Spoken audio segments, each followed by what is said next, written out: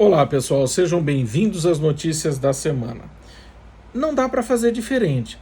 Uma semana onde estamos a poucos dias do feriado de 7 de setembro, onde combustível está muito alto, onde adeptos ao presidente da República prometem fazer uma revolução, onde aqueles que não são também prometem estar nas ruas debatendo e provocando uma situação diferenciada. E eu gostaria neste momento de chamar a atenção dos senhores. Eu remonto a frase de Marco Aurélio há tempos atrás, no STF, quando ele pergunta: onde está a liturgia? E por que falo do Marco Aurélio?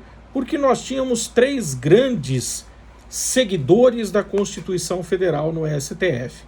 Eram eles Celso de Mello, Marco Aurélio e o atual Gilmar Mendes.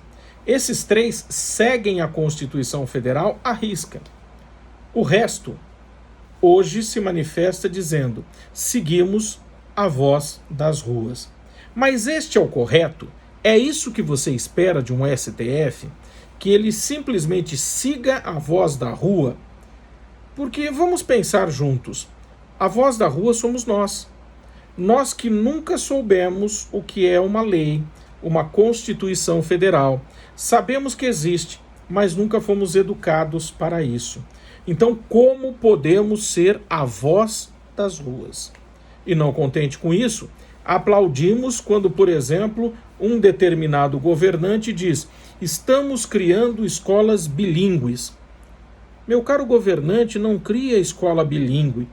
Cria a escola que ensina desde os primeiros assentos a Constituição Federal. Porque quando nós tivermos cidadão que conheça a Constituição, ele aprende a votar. E aprendendo a votar, não coloca no poder pessoas desqualificadas, por assim dizer. Vamos lá? Vamos trabalhar com isso. STF, guardião da Constituição Federal. Função: bateu a porta, ele deve simplesmente dizer: de acordo com a Constituição e os princípios que norteiam esta Carta Magna, o seu direito é esse. E quando o STF faz isso, você do lado de cá sente o que nós chamamos de segurança jurídica. Eu sei que eu posso bater, meu direito será validado e a obrigação daquele que descumpriu também. Exatamente por isso e por serem juízes, ainda que alçados a ministros, é que nós criamos um sistema no Brasil que é aquele do duplo grau de jurisdição. Ou seja, por ser um ser humano, é falho, sujeito a paixões. Então nós remetemos a um colegiado acima dele para que esse colegiado possa dizer: está correto ou está incorreto a tomada de posição com base na Constituição Federal. É para isso que existe. E também por isso, nós recentemente, agora no início de 2020, trabalhamos com a Lei de Abuso de Autoridades, para que aquele juiz que seja dissidente da Constituição ou do texto legal seja compelido a andar na linha e a cumprir o seu dever, porque ele ganha para isso, né? Então, quando você tem um determinado ministro, e como eu disse a você, retire Gilmar Mendes e o resto fala hoje que eles seguem a voz das ruas. Quem deve seguir voz de rua é legislativo, que tem que fazer a lei ou alterar a lei já existente. É o executivo que deverá executar a medida. O judiciário não.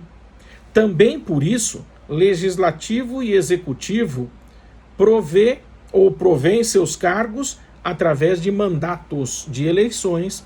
Se o cara não fez o correto, eu vou lá, tiro e acabou a conversa. Mas o judiciário não. O judiciário é concurso. Concurso para um cargo vitalício.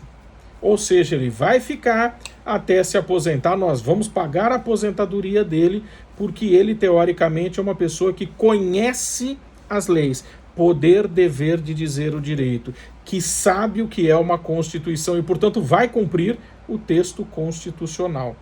Dito isso, entenda que o STF ele não foi feito, por exemplo, para determinar que o legislativo instaure CPI. Não é função dele, ele invade a função do legislativo. Ele não pode determinar que a Polícia Federal não investigue seus membros, porque se cometem erros, também devem ser investigados. Ele não pode determinar, por exemplo, se nós vamos ou não vamos ter jogo de Copa América no território nacional, porque não é função dele. A função dele é trabalhar com direitos e garantias fundamentais. Veja o quanto isso é importante. Vá à internet e lá você vai verificar o seguinte: quantos processos a nossa Corte Suprema julga anualmente? 92.399 processos. Países que têm o mesmo estilo de legislação que a nossa, preste bem atenção nisso, como a Alemanha, julga no máximo 6.133. Israel, 1.852. França, 156. E para quem gosta muito dos Estados Unidos, que não é padrão para o direito brasileiro, porque o nosso é um Estado democrático, pautado no princípio da dignidade da pessoa humana e do devido processo legal. Mas olha só, para quem gosta de Estados Unidos, anualmente a Corte Suprema julga 82 processos. Nós estamos julgando aquilo que não é da competência do STF. Estamos trazendo dilemas. Ou seja, o juiz de piso julga de acordo com a moral e os bons costumes tudo aquilo que ele quiser. Os recursos sobem, abarrotam o STF e aquele seu pedido que era imprescindível pela sua idade, pelo seu estado debilitado de saúde, ele vai parar, porque nós estamos povoando o STF com porcarias que não são da sua competência. STF é guardião da Constituição e não dono. E se ele é guardião e não dono, ministro nenhum pode determinar uma prisão ilegal. Leia-se Roberto Jefferson. Pode determinar a invasão do cantor sertanejo para busca e apreensão Sérgio Reis. E percebam que a balbúrdia é tão grande que os ministros determinam coisa errada. O presidente da República determina um impeachment, onde os próprios ministros dizem o seguinte: chegou aqui, fica tranquilo que nós vamos engavetar. Ou então dizem: juiz não pode ser repreendido pela sua tomada de decisão. Pode sim, porque se ela for errado tem que ser repreendido e ele tem que pagar pelo erro financeiramente e também com a sua liberdade, se o erro for tão grande. Isso é tão sério que, basicamente, preste atenção nisso, por ser cargo de confiança, por assim dizer, por nomeação do presidente da República, olha só o que nós já fizemos. Se os senhores voltarem à época do Sarney, ele nomeou 5 ministros. Fernando Collor, 4 ministros. Itamar Franco, 1. Lula, 8 ministros. Se vocês forem a Dilma Rousseff, 5 ministros. Michel Temer, 1. O atual Bolsonaro, 1. Nomear 8 de 11 ministros é transformar a Corte Suprema na sua casa, para que ela julgue para você, para que ela decida de acordo com os seus interesses. Passou da hora da gente entender. Nós precisamos aprender sobre leis, aprender sobre Constituição Federal, parar com essa balbúrdia de simplesmente deixar que os tribunais façam aquilo que querem, porque eles são obrigados a regularizar o país quando ele sai do prumo.